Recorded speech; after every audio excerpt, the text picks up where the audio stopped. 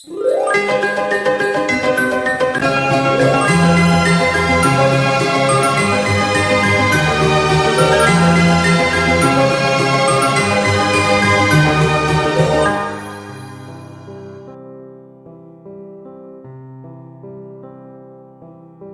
राजा और एक बुद्धिमान लड़के की कहानी।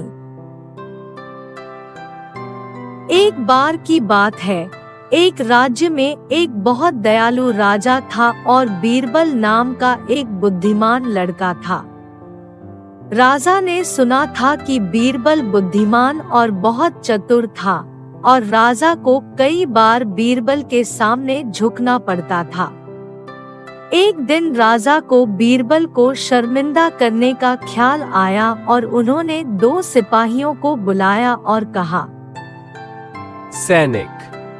सैनिक, आज्ञा दीजिए महाराज, तुम लोग जाओ और बीरबल को राजसभा में बुलाओ।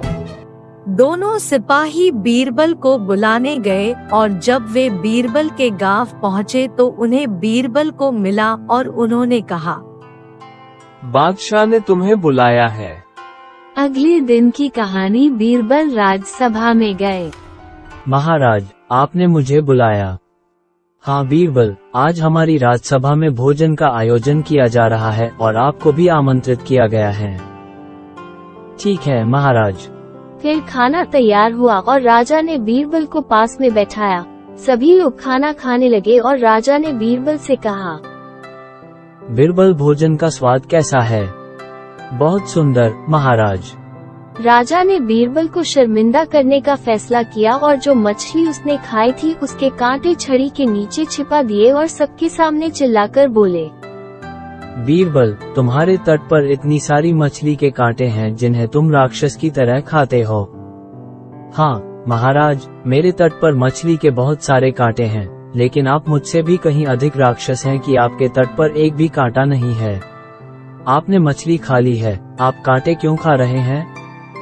राजा सबके सामने बहुत शर्मिंदा हुए और उन्होंने बीरबल को बोला, बीरबल, आप सचमुच बुद्धिमान और बुद्धि के सम्राट हैं। और राजा वहाँ से चला गया।